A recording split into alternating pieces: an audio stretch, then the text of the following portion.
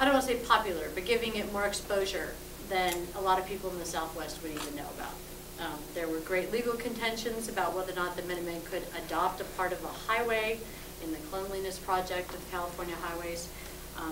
They really did become an organization that was seeking greater and greater exposure. 2 of their members have run for Congress and lost.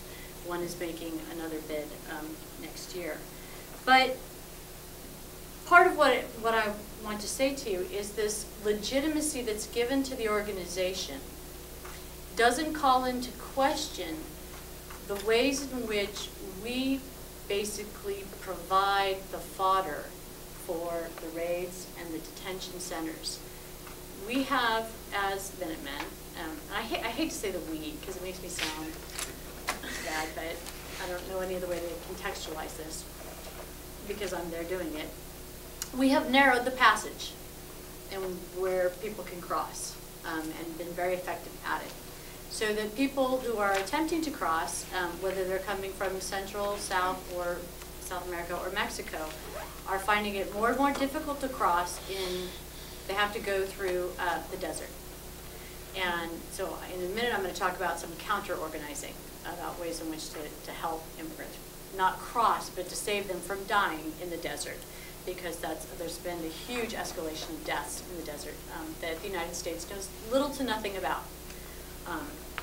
So we have worked in hand with the Border Patrol and Homeland Security and even the NSA to create this funneling project that allows for greater capture and greater detention. Now, while we have firearms, we are never allowed to discharge them, but we are allowed to pull them. And if you ever see the Minuteman logo, it looks like the old Minuteman logo, but he's got a cell phone in one hand and a rifle in the other. And it's the idea that as soon as we see people attempting to cross, we call the Border Patrol, we're on speed dial with Border Patrol, and they come out, pick them up, and take them away, take them to detention centers where we literally have no idea. And nobody cares. They're gone. They've done their job.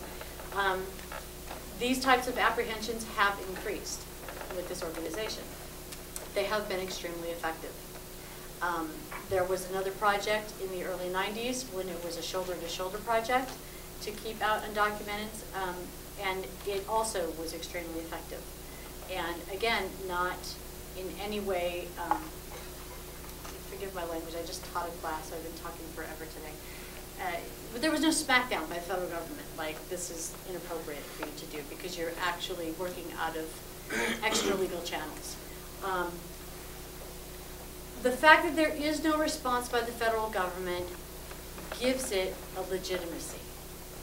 That's sort of my point, is that it allows us to say this is okay to happen because the federal government is saying it's not okay.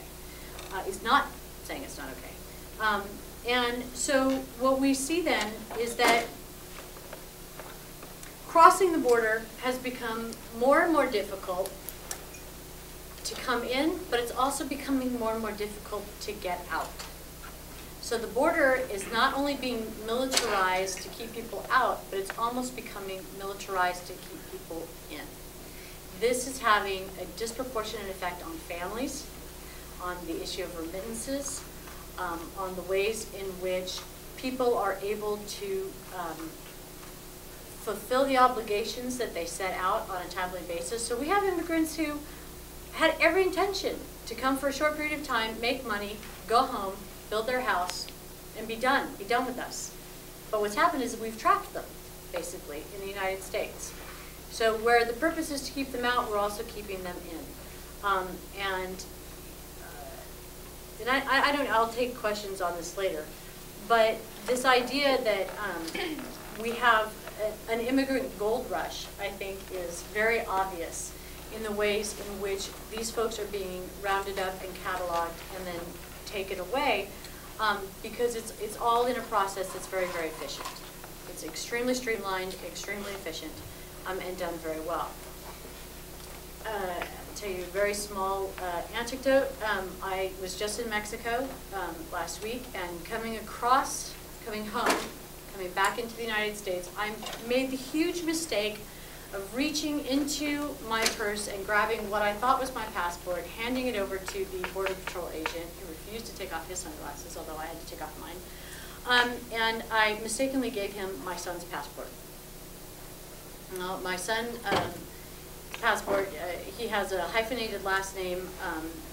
They're darker skinned children than I am, mostly because we took those pictures in the summertime. But this caused the Border Patrol agent to then flag me, send me over to the side, and I spent 3 hours at the border simply because I gave him the wrong passport. Although I had my own right passport with me, but I had my daughter's passport and my husband's passport, and I was given questions like, where are your children? Well, my children are in Massachusetts with their father. Why would they be in Massachusetts? I actually live in Massachusetts. Well, what are you doing here? Well, I actually own a house in Mexico. How can you own a house in Mexico? And it was just this barrage of questions that was amazing to me, because I thought, okay, if this is the treatment that I get, right?